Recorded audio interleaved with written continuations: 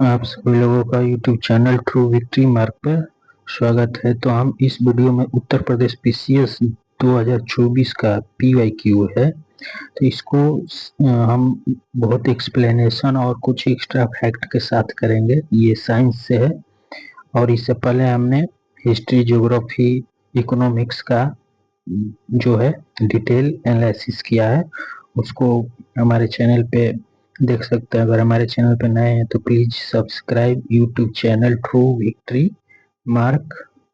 फिर इसको हम देखते हैं। तो पहला क्वेश्चन है इसमें, जो यूपीपीसी 2024 में आया हुआ था, कि कौन सा उच्च उच्च से निचले क्रम में पौधों की प्रजातियों का सही क्रम है। वर्गीकरण करना था। उच्च मतलब हायर ऑर्डर से नीचे की तरफ, ठीक है।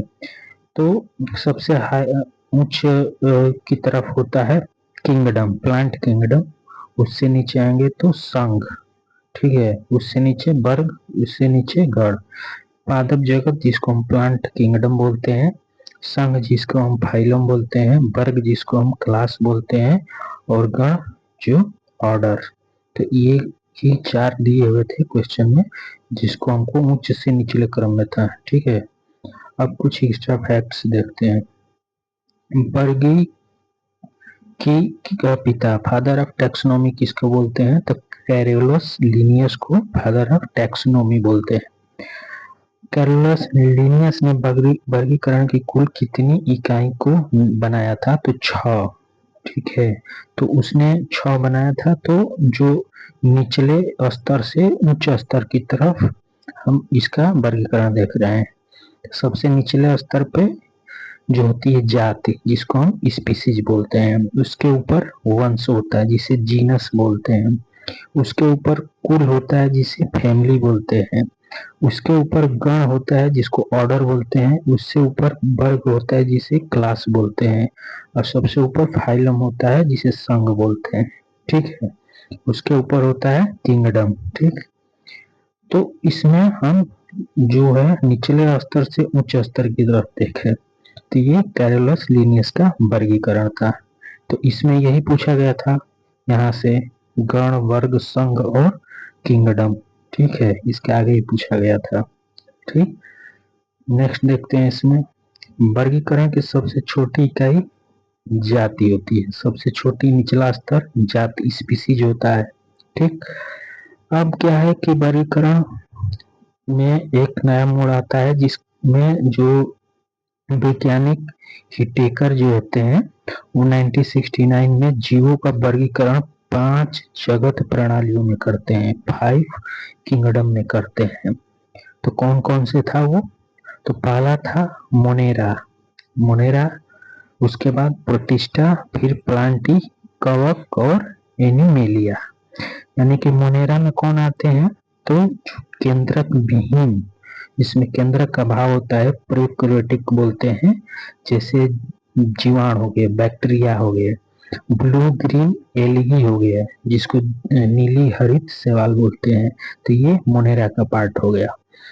अगला देखते हैं प्रोटेस्टा। प्रोटेस्टा में यूनिसेलुलर, सिंगल सेल वाले यूकेरियोट आते हैं, जैसे अमीबा, पैरामीशियम, ठीक। प्लांटी, इसमें प्लांट किंगडम आता है, ठीक, जिसको क्वेश्चन पूछा था, ठीक। और उसके बाद कवक, फंगी आता है। फंगी में क्या होता है कि क्लोरोफिल नहीं पाई जाती, फोटोसिंथेसिस नहीं करता है, जैसे हम मशरूम खाते हैं, ये सब, ठीक। अब अगला 5वां होता है एनिमिला, जिसमें एनिमल किंगडम आता है, पशु, पक्षी, ये सब, ठीक। नेक्स्ट देखते हैं, कौन सा जंतु जिसमें प्रकाश संश्लेषण की क्रिया संपन्न होती है? तो इवलिना और क्लेमिडोमोनास, ये जो जंतु कोशिका है जिसमें प्रकाश संश्लेषण क्रिया होती है। लेकिन जो प्लांट के अंतर्गत मानते हैं, जिसको हम क्लोरोफिल नहीं पाया जाता, तो फंगी होता है, ठीक है। लेकिन ये प्लांट नहीं, अलग ही होता है फंगी, ठीक।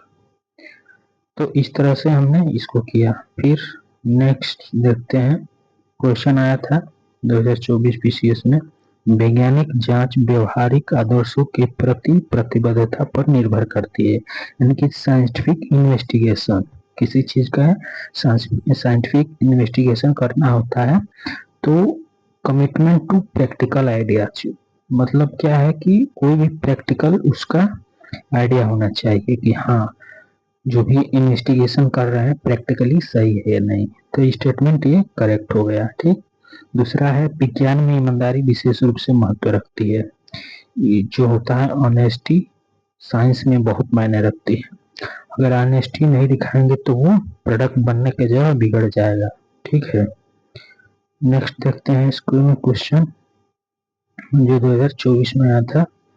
पहला जो है कथन असर्शन क्या था कि सापेक्षिक आर्द्रता वायु के तापमान में वृद्धि के साथ घटता है। जो रिलेटिव ह्यूमिडिटी होता है वो एयर टेम्परेचर जैसे बढ़ेगा तो रिलेटिव ह्यूमिडिटी कम हो जाती है। ठीक है, जैसे जून के महीने में टेम्परेचर, मई के महीने में टेम्परेचर बारिश होने से पहले बहुत ज्यादा हो जाता है। ठीक है, 43-44 डिग्री सेंटीग्रेड, लेकिन जो हवा में नमी जो होती है आर्द्रता वो कम होती है। तो वही कह रहा है कि एयर टेम्परेचर जब बढ़ाएंगे तो जो रिलेटिव ह्यूमिडिटी होती है वो कम हो। ठीक, लेकिन जैसे ही बरसात के दिन आता है तो उसमें ह्यूमिडिटी की मात्रा बढ़ जाती है और टेम्परेचर 43-42 डिग्री नहीं जाता है, वो 40-39-38 डिग्री रहता है। यानी कि टेम्परेचर कम करने पर क्या होगा, इसके उल्टा होगा, कम करेंगे टेम्परेचर रिलेटिव ह्यूमिडिटी बढ़ जाएगी। ठीक, दूसरा कारण था इसमें वाष्पीकरण में वृद्धि के साथ निरपेक्ष आर्द्रता में वृद्धि होती है, यानी कि absolute humidity increases with increasing evaporation. अब क्या है कि जैसे जैसे इवेपोरेट होता है तो रिलेटिव ह्यूमिडिटी भी इंक्रीज होती है। जैसे कूलर की हवा में ठंड लगती है, क्यों? क्योंकि उसमें आर्द्रता की जो पानी होता है तो आर्द्रता उससे बढ़ जाती है। यानी कि जैसे ही इवेपोरेट होता है पानी, झरने से गिराते हैं और हवा चलती है तो उसमें इवेपोरेट होकर पानी जो बाहर हवा निकलती है तो वो नमी वाली हवा होती है, तो नमी बढ़ जाती है। तो वही कह रहा है कि इवेपोरेशन से वाष्पीकरण जैसे ही बढ़ता है तो क्या होता है कि एब्सोल्यूट ह्यूमिडिटी आर्द्रता क्या हो जाती है, बढ़ जाती है। जैसे मटका का पानी है तो मटका का पानी ठंड क्यों लगता है, तो उसमें भी इवेपोरेशन होता है, वाष्पीकरण होता है। ठीक है, उसकी वजह से ठंड लगती है। नेक्स्ट क्वेश्चन देखते हैं, the joint where the neck joints the head.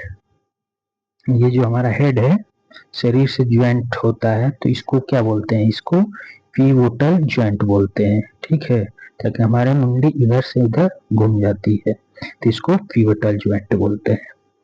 तो ये हो गया, और कुछ अन्य देखते हैं ज्वाइंट्स के बारे में।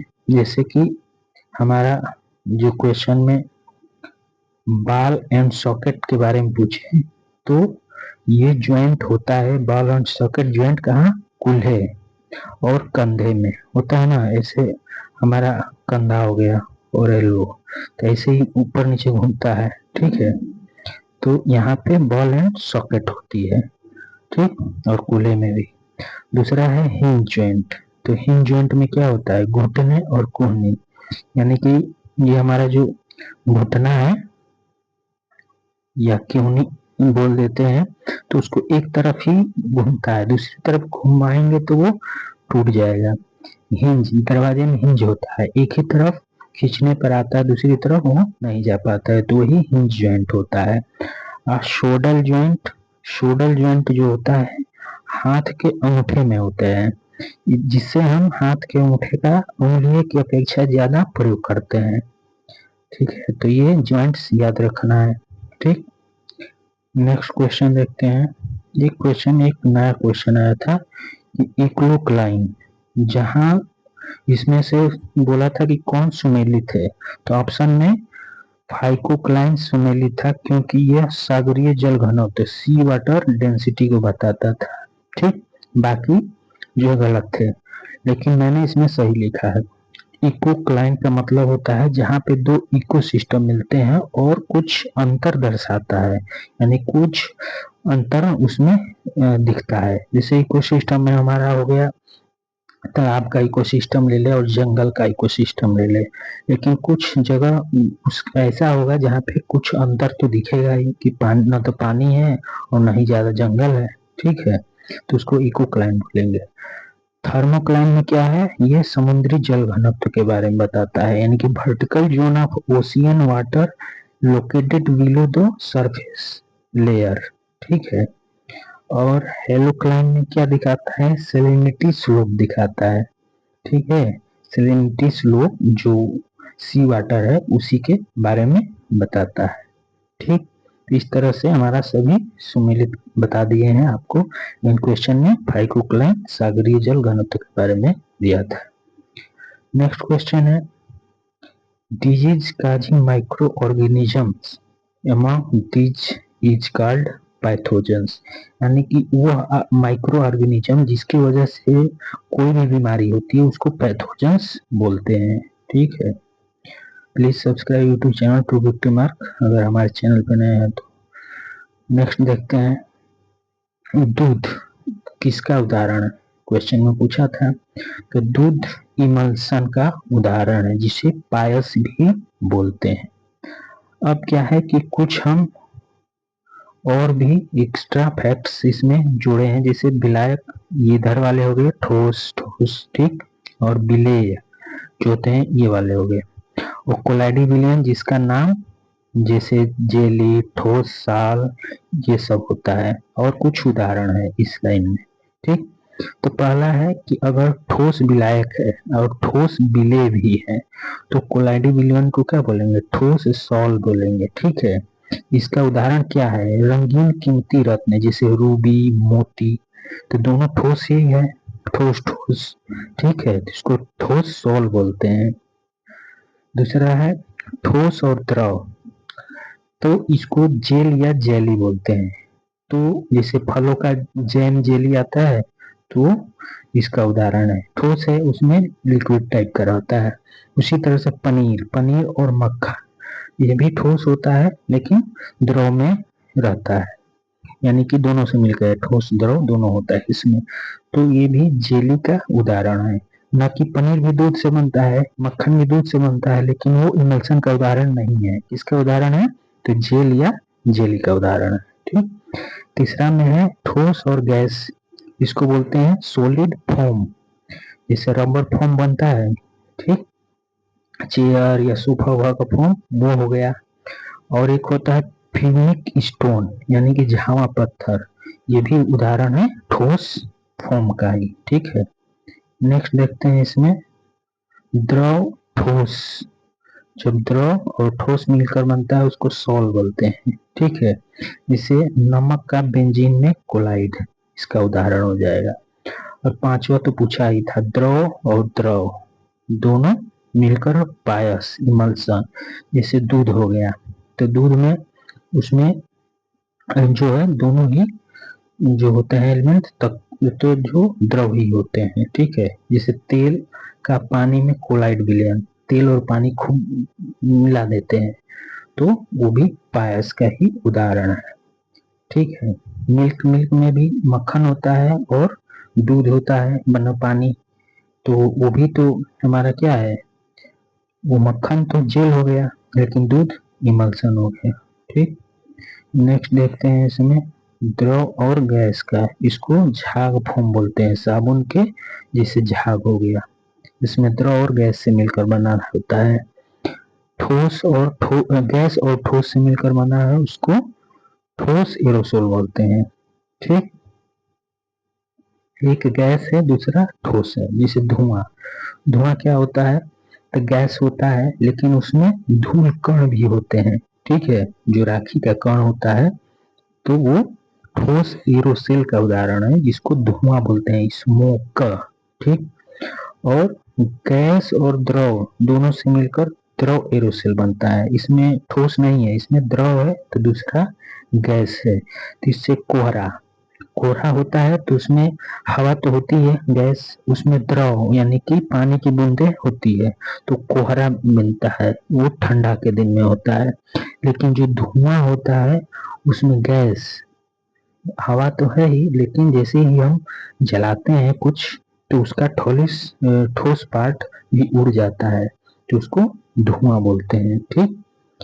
और मिस्ट और बादल ये भी द्रव एरोसोल का उदाहरण है। ठीक है। नेक्स्ट इसमें देखते हैं सीपीआर। सीपीआर का फुल फॉर्म पूछा था तो कार्डियोपल्मोनरी रिवीजन होता है इसका। ठीक है।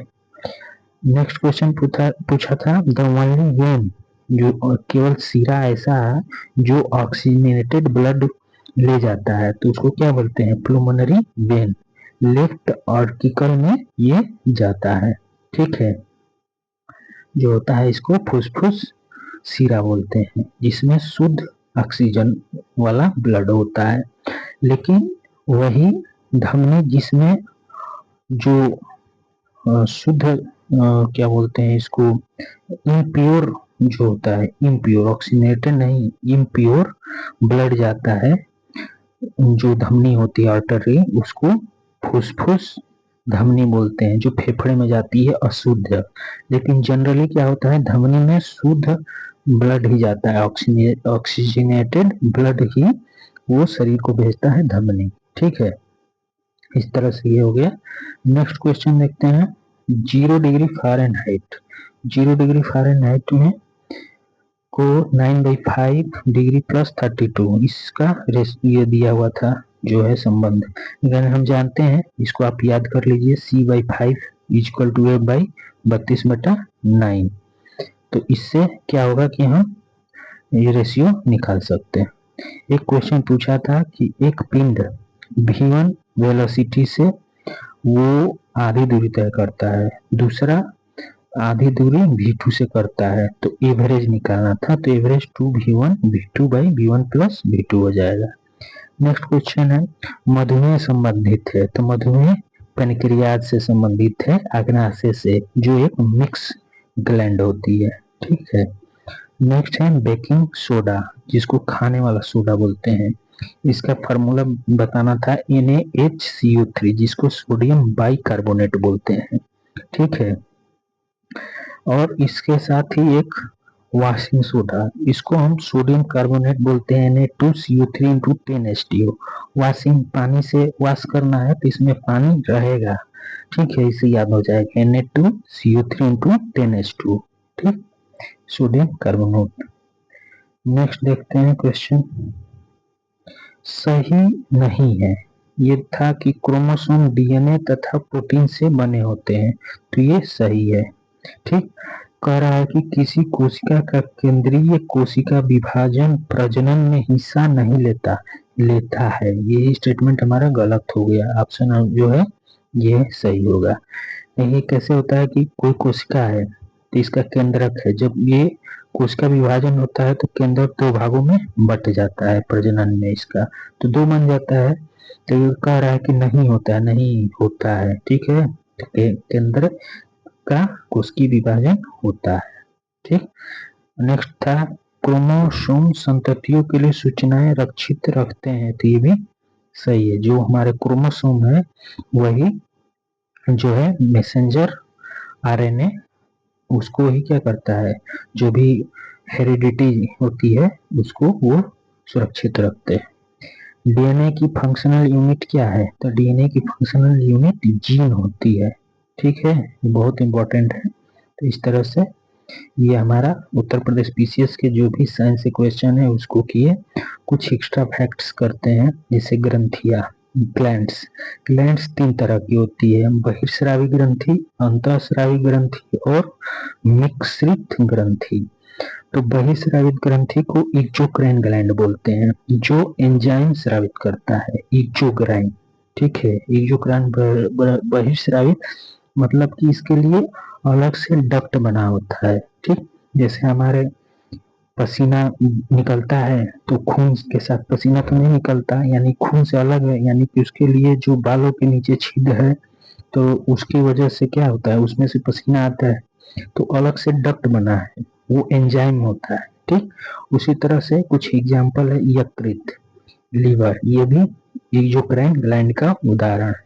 श्वेत ग्रंथियां भी है, सीबेसियस ग्रंथियां है, जैसे पशु जो पक्षी होते हैं तो उनके जो त्वचा होती है काफी तेली होती है। बारिश होने के बाद भी उनके पंख नहीं दिखते हैं सीबेसियस ग्रंथि की वजह से। लार ग्रंथि भी अलग से ही डक्ट से ही आती है, जो एंजाइम और हमारे भोजन को पचाती है। ठीक है, तो इस तरह से बहिर्स्रावी ग्रंथि हो गया। कुछ अंतःस्रावी ग्रंथि जिसे डक्टलेस बोलते हैं, जो हार्मोन उत्सर्जित करते हैं, यानी कि डायरेक्ट ब्लड में ही घुले रहते हैं ये। ठीक, जैसे पिट्यूटरी ग्लैंड, जिसको मास्टर ग्लैंड बोलते हैं, ये सबसे ऊपर मस्तिष्क में होती है। ठीक, यह इंडोक्राइन यानी कि डक्टलेस, ये ब्लड के ही अंदर से अंदर ही काम हो जाएगा इसका। ठीक है, अंतःस्रावी से थायराइड ग्रंथि हो गया, पैराथायराइड हो गया, पीनियल ग्रंथि हो गया, इसको बायोलॉजिकल क्लॉक भी बोलते हैं। ठीक, थाइमस ग्रंथि हो गया, ये सब अंतःस्रावी ग्रंथि का उदाहरण है। नेक्स्ट देखते हैं मिक्स ग्लैंड। मिक्स ग्लैंड ये बहुत बार पूछता है क्वेश्चन, तो इसका उदाहरण क्या है? पैनक्रियाज, अग्नाशय। एक तो इंसुलिन वाला हार्मोन उत्सर्जित करता है। ठीक, अगर डायबिटीज हो गया तो कम हार्मोन जो है इंसुलिन उत्सर्जित करेगा। एक एंजाइम भी करता है, लेट नामक एंजाइम, ये भी प्रोड्यूस करता है अग्नाशय। इस तरह से ये मिक्स ग्लैंड हो गए। कुछ एक्स्ट्रा फैक्ट्स देखते हैं। मानव शरीर के सबसे अंतःस्रावी ग्रंथि जो होती है एंडोक्राइन ग्लैंड थायराइड ग्रंथि होती है, सबसे बड़ी होती है। और सबसे छोटी अंतःस्रावी ग्रंथि पिट्यूटरी ग्लैंड, जिसको मास्टर ग्लैंड बोलते हैं। ठीक, एक क्वेश्चन पूछता है किस ग्रंथि को 4S या 3F ग्रंथि की संज्ञा दी गई है? तो वो है एंड्रीनल ग्लैंड, जिसको हम संकटकालीन ग्रंथि भी बोलते हैं। या 3F, फाइट फ्लाइट फ्राइट, यानी कि उड़ो लड़ो भागो। ठीक है, नेक्स्ट क्वेश्चन है रुधिर में कैल्शियम की मात्रा कौन सा हार्मोन नियंत्रित करता है? तो वो है पैराथायराइड। अब केवल कैल्शियम लेने से ही थोड़ा हो जाएगा कि शरीर में कैल्शियम लगने लगेगा, उसके लिए पैराथायराइड हार्मोन सही होना चाहिए, तभी शरीर में जितना कैल्शियम खाएंगे वो जाके लगेगा। ठीक है, नेक्स्ट क्वेश्चन है किस रोग से थायराइड ग्रंथि नष्ट हो जाती है? तो ये हाशीमोटो रोग हो जाता है, तो उसमें थायराइड ग्रंथि नष्ट हो जाती है। इस तरह से उत्तर प्रदेश पीसीएम के जो भी साइंस के क्वेश्चन थे उसको किए हैं। ठीक है, एक्सप्लेनेशन के साथ। इसीलिए हमारे चैनल से प्लीज जुड़िए। YouTube channel true victory mark को सब्सक्राइब कीजिए, शेयर कीजिए, लाइक कीजिए, और हम फिर नेक्स्ट वीडियो बनाएंगे। Thank you for watching.